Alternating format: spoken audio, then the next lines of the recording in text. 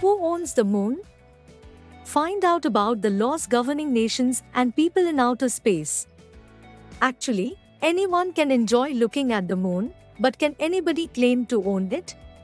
Find out about the laws governing nations and people in outer space and why buying a plot of land on the moon might not be all that it seems.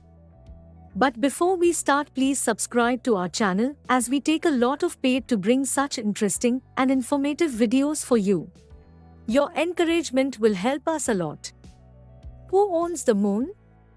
According to the Outer Space Treaty of 1967, the exploration and use of space shall be carried out in the interests of all countries. Outer space is the province of all mankind. The Outer Space Treaty means therefore that no matter whose national flags are planted on the lunar surface, no nation can own the moon. As of 2019, 109 nations are bound by the treaty, and another 23 have signed the agreement but have yet to be officially recognized. What is the Outer Space Treaty? The Outer Space Treaty is a list of guiding principles determining what nations can and cannot do in space. It also concerns planets and celestial bodies such as asteroids and the moon. The treaty's formal title is the Treaty on Principles Governing the Activities of States in the Exploration and Use of Outer Space, including the moon and other celestial bodies. The treaty was enacted during the space race by the USA, UK and Soviet Union on 27 January 1967. And has become the foundation for laws governing activities in space ever since.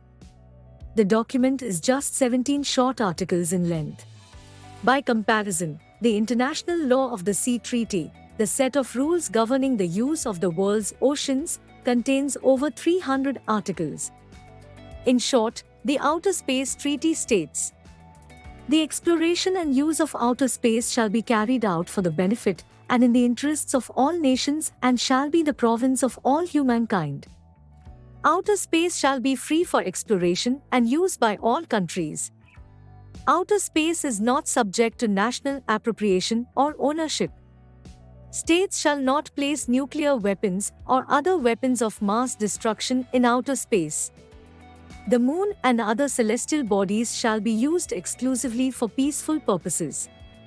Astronauts are regarded as representatives of humanity by all nations and shall be given all possible assistance in the event of accident or emergency.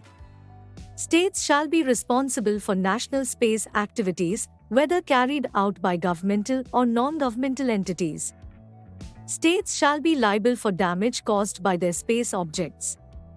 States shall retain ownership and jurisdiction over any object they launch into outer space. States shall avoid harmful contamination of space and celestial bodies. But haven't people tried to buy and sell land on the moon? The treaty has not stopped numerous claims of ownership from private individuals and companies over the years. According to the Outer Space Treaty, no country can lay claim to a celestial body. Does that mean that an individual or a company can? Some have made this claim, sometimes seriously and sometimes spuriously, writes space law expert Dr. Jill Stewart in the Moon Exhibition book. For a period of time, it was fashionable to buy a plot of land on the moon as a novelty gift, with companies involved saying they had claimed the territory there as they were not subject to the treaty's national appropriation or sovereignty clauses, Stewart explains. In 1996, German citizen Martin Jurgens declared that the moon belonged to his family, claiming that it had been presented to his ancestors in 1756 by Prussian King Frederick the Great as a gift of service. Jurgens petitioned the German government to take the matter to the US. Not surprisingly, no action has been taken by either government. Private companies meanwhile have been selling plots of land on the moon since at least the 1950s. One of the most publicized example is Dennis Hope's moon real estate company Lunar Embassy. Believing that he had found a loophole in the Outer Space Treaty, Hope started selling plots on the moon for $25 per acre. Since the 1980s, he claims he has sold more than 611 million acres of land on the moon. Hope claims that as a private company his enterprise is not bound by the Outer Space Treaty. However, experts in space law have argued that if nation-states cannot lay claim to outer space, then by implication neither can citizens or businesses of that state. As Dr. Stewart says, at the risk of disappointing any proud owners, claims to land would be very unlikely to be upheld under international law, and in any case several companies claim the same plots of land many times over. What other laws govern space? 3 other treaties were drafted and widely ratified following the Outer Space Treaty. These relate to astronaut rescue, liability for damage caused by objects in space, and registration of objects launched into space.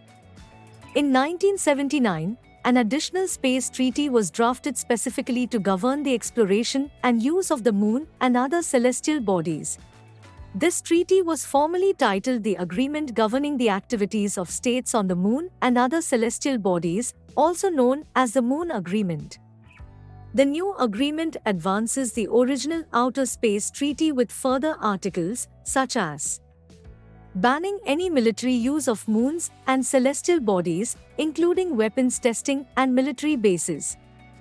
Banning all exploration and usage of the Moon and other celestial bodies without the approval or benefit of other states.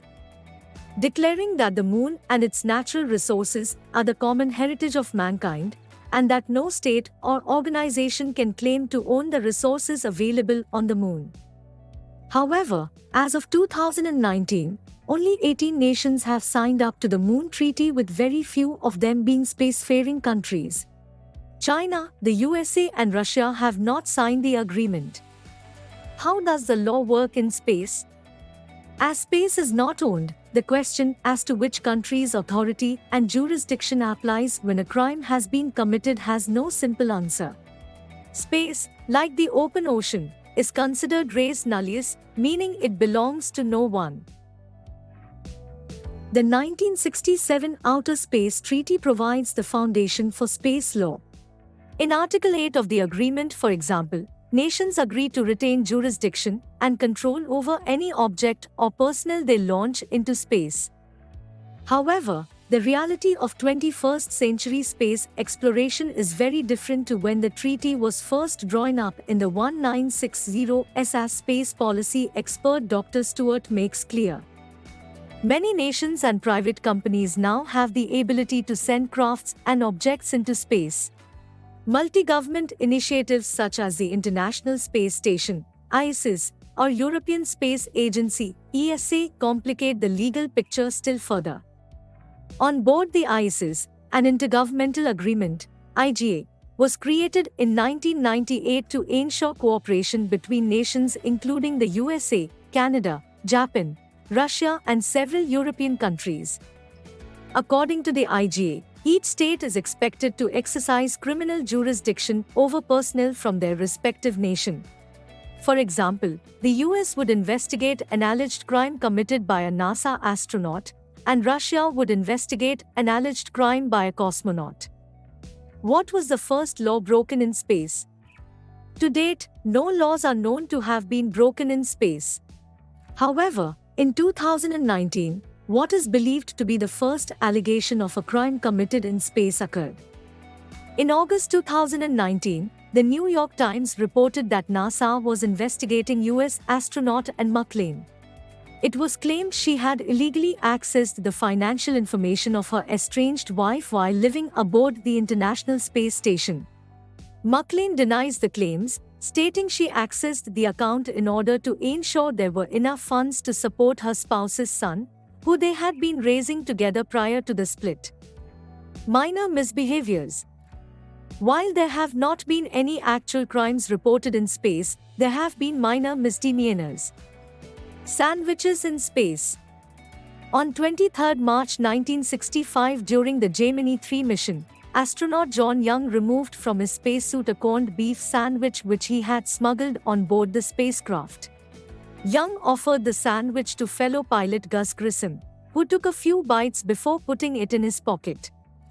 The moment was only a brief exchange captured on the mission's audio, but back on Earth it became a more serious issue, with NASA officials called to testify in front of a review in Congress. Young received an official reprimand. NASA charged with littering.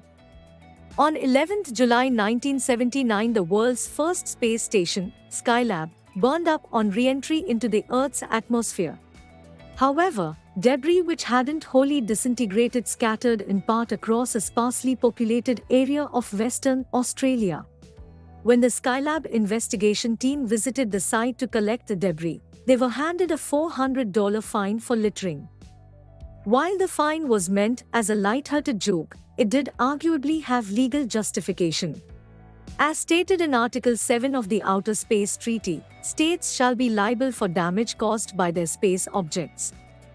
On the 30th anniversary of Skylab's re-entry, the fine was finally paid on behalf of NASA by an American radio station. That's all for today. Thanks for watching this video till the end. Please like, share and subscribe. It will encourage us to bring more such wonderful videos for you.